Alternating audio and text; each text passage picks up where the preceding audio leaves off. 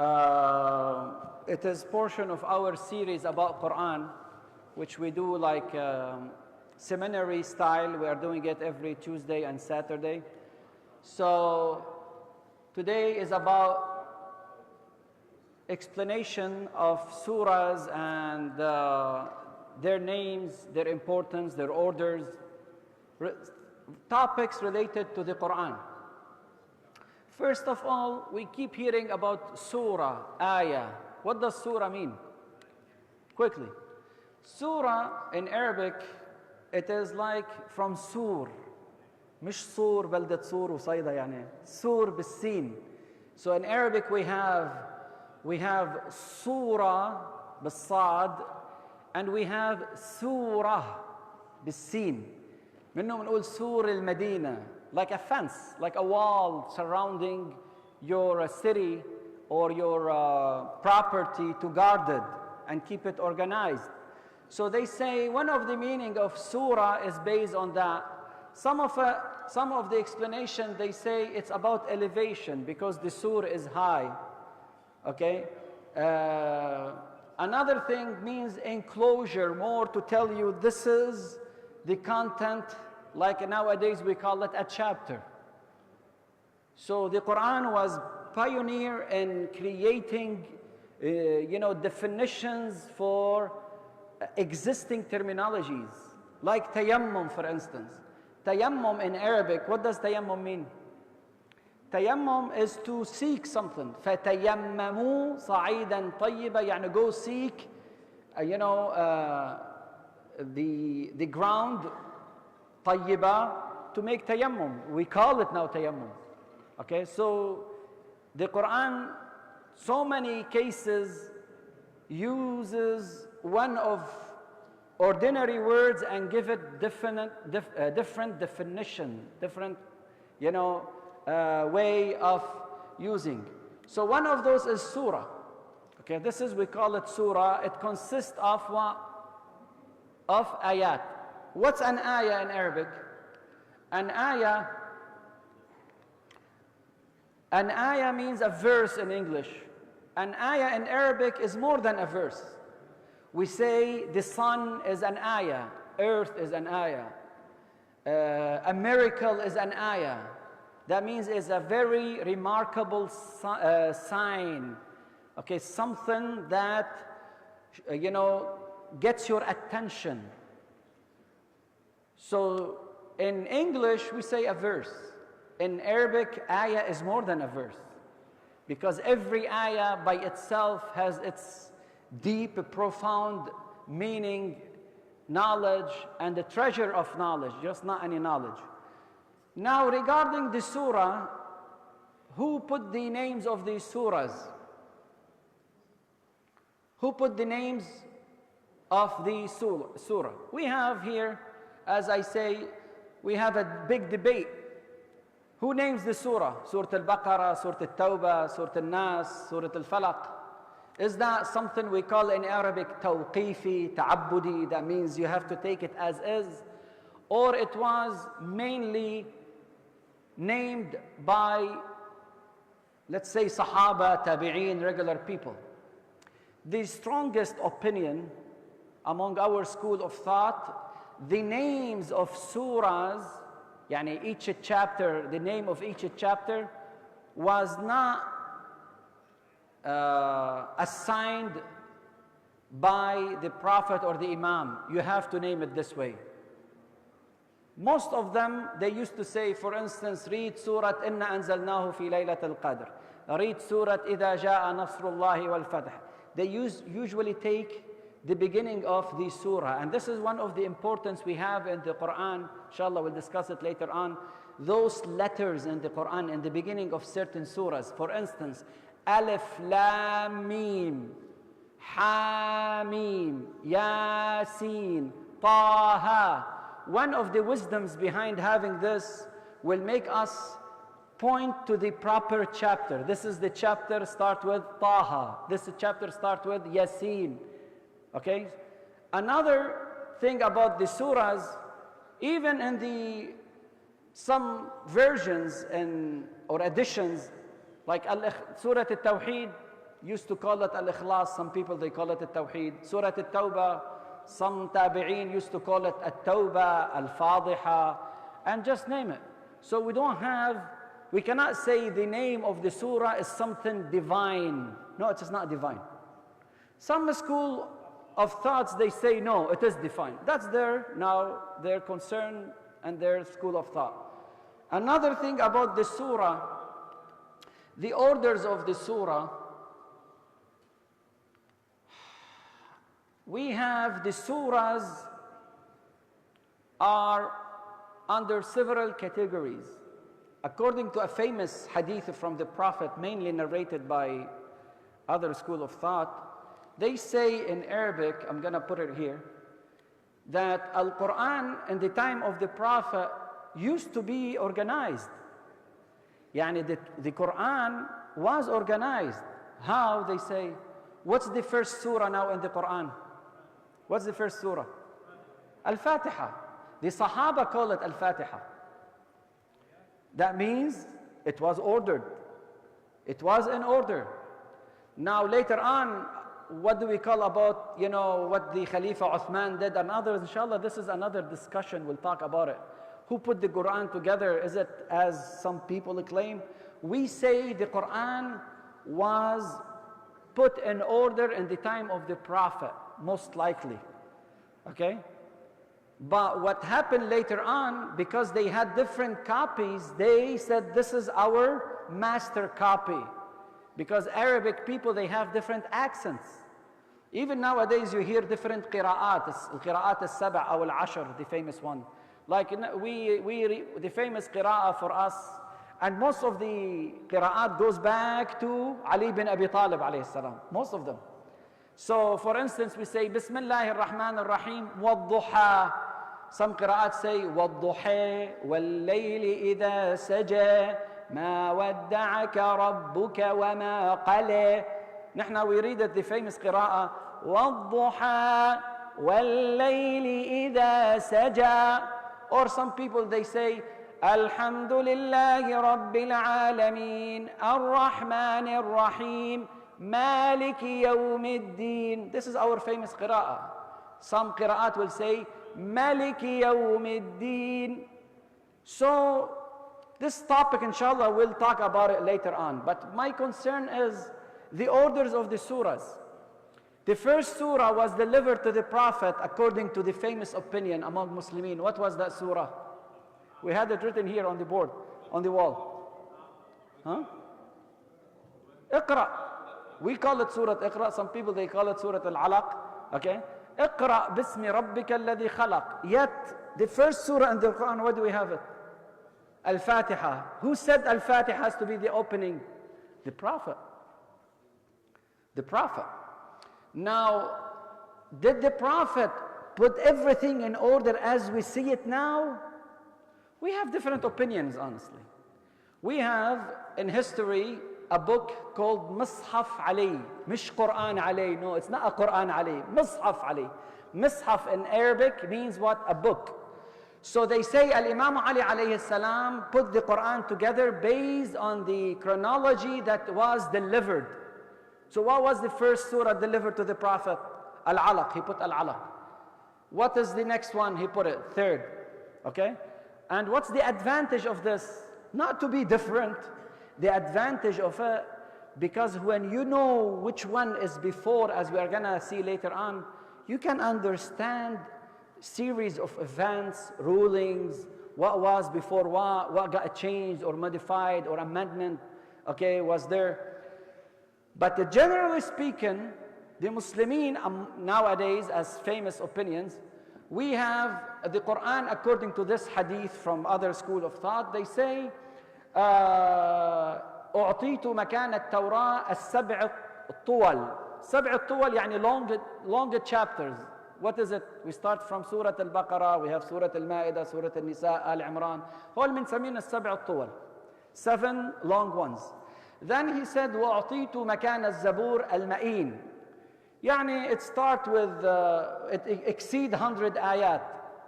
Then he said, مكان الإنجيل وفضلت بالمفصل. بالمفصل يعني في فاصلة اللي نحن بنسميها short surahs. You can see قل هو الله أحد الله الصمد لم يلد ولم يولد. So this is, we call it al-mufassal. So this is the famous order of the Quran. We have Mus'haf Ali alayhi salam is the same Quran, but different ordering with explanation and hadith from the Prophet, they say. Do we have this book? We don't have it. Okay? Do we believe this is the Quran that never get distorted or modified? Yes, we, the Shia of Ahl al-Bayt, the followers of Ahl al-Bayt, we believe the Quran that we read nowadays is the same Quran was delivered during the time of the Prophet. All these cosmetic things does not make the Quran not valid. No, the Quran is valid, and anyone that questions the Quran, we have to question his intention. I don't care whether he's going to go to Jannah or Nar. It's not my business. I question his intention because he wants to split the society and create problems. In fiqh, we have more than 18 riwayah, 18 hadith from Ahl al-Bayt, more than 18 hadith that command us to compare any hadith to the Quran. Any hadith that contradicts Quran, we throw it away, whether hadith sahih or da'if. If there is a real contradiction with the Quran, we throw it away. This is our philosophy and this is our aqidah. Okay? So this is now the ayat. Now we have another topic I would like to talk about it quickly because I'm running out of time. If you need this slide, let me know. I can email it to you or WhatsApp it if you are in our group. This is AI anyway, so I put the information and AI took care of the presentation. So it's not copyrighted. The last thing I would like to talk about is when it comes to the surahs of the Quran or the ayat of the Quran, we have something we call it Makki and Madani. What's Makki and what's Madani? Makki has nothing to do with the family name Makki, okay? Don't, I know some Lebanese now. Okay? So no, Makki, that means belong to Mecca somehow.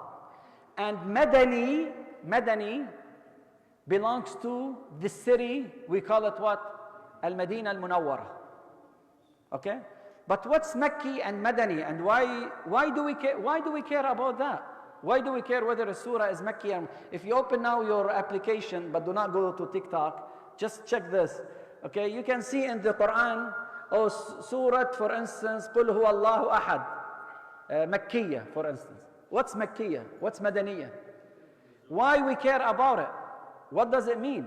Well, we do care about it. Later on, inshallah, we'll discuss it. But let's put some definitions. This is, brothers and sisters, I went over this in the previous sessions. We have sessions, weekly sessions about Quran, but I'm sharing now the summary.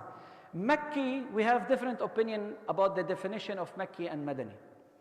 The first opinion, they say if a surah was delivered in Mecca before the hijrah of the Prophet, before the Prophet migrated to Medina, any surah was delivered in Mecca in the first, let's say, 10 years or so, we call that surah what? Makkiyah. And usually Makkiyah deals with morals hereafter. أَرَأَيْتَ الَّذِي يُكَذِّبُ بِالدِّينِ فَذَلِكَ الَّذِي يَدُعُّ الْيَتِيمِ قُلْ هُوَ اللَّهُ أَحَدٌ اللَّهُ الصَّمَدُ. Talks about ethics, morals, not much about legislation. Okay? This is Makkiyah. The Madani, they say it was delivered to the Prophet sallallahu alayhi wa sallam when he left Mecca and stayed in Medina. That about 10 years from being in Mecca, being a prophet. So in Medina, whatever was delivered after the migration of the Prophet to Medina, any surah delivered, we call it what? Madani. And typically they say typically they say, and this is debatable, but anyway, this is famous opinion, that in Medina, we start seeing different kind of surahs. Long surah, like Surah Al-Baqarah, Surah Al-Ma'idah, Al-Nisa, Al-Imran, and start talking about details, legislations, rules. So they say those are what? Madani. This is one of the opinions. Second opinions, they say no. If the Prophet is in Medina and was delivered the surah in Medina, it is Madani. If he were to be in Mecca, it is Mecca. So it does not have to do with the era before the migration or after. It has to do with the location. Third opinion, they said, has nothing to do with the place. I take the surah, if it is short, like Qul Huwallahu Ahad, Allahu Samad, okay, and has that kind of style, I call it Makki. And if it is big, I call it what? Madani. And definitely we have more opinions, but this is in general because we are running out of time. The last thing I would like to talk about the miracles of the Quran. Is it really, this is what we were talking about last week, we did not get the chance to finish it up. Do we consider Quran a miracle by our new standards? Yani if I give an AI a challenge, can you write this surah? Definitely AI, because of business case, they are gonna tell you, no, I cannot do it. Okay? But let's assume I have the source of the AI, algorithm. Can I use the AIs in this world, DeepSeek, Gemini, ChatGPT, Copilot, all these together, okay, with their perfect algorithm and experiences, and tell, hey, can you create a surah similar to that in the Quran? And I can say this is another miracle, so I was able to challenge the Quran. Inshallah, that's what we are going to be discussing next time. أقول قولي هذا وأستغفر الله لي ولكم وآخر دعوانا أن الحمد لله رب العالمين. If you have any questions, please ask. Feel free to ask. And if you need this, you can always go back to scan the code here and join our group so I can give it to you. Okay. This is our code. You have any questions? Yes, sir.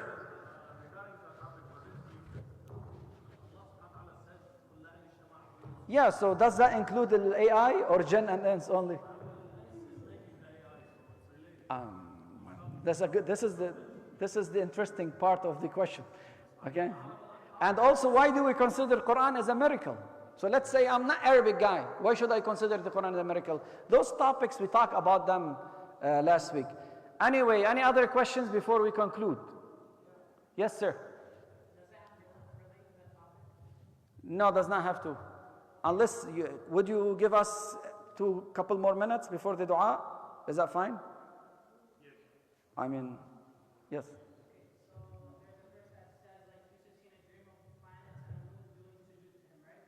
I'm sorry? Yeah, Yusuf alayhi salam. Yeah, so how would the circle do sujood? Because the planets are spheres. How? How would they do sujood? The whole thing is metaphoric. Sujood, one of the meaning of it is to be submissive to you. Okay? It's submissive to you.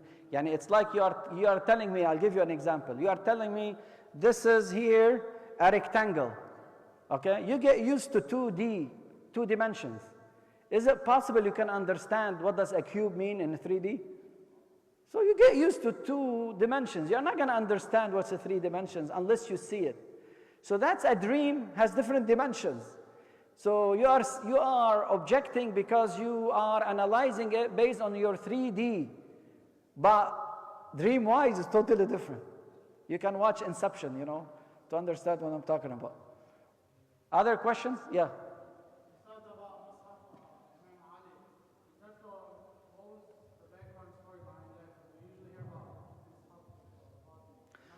Mus'haf Fatima it's a book of Fatima. Mus'haf does not mean Quran. No one said it is Quran. It is Mus'haf.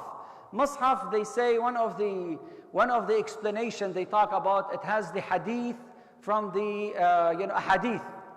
While Mus'haf Ali alayhi salam, he felt the need to have the Quran put together in a good way, with the chronological order, explanation plus the Quran itself. No one has those two masahif. We don't have them. It's with Ahlul Bayt alayhim salam.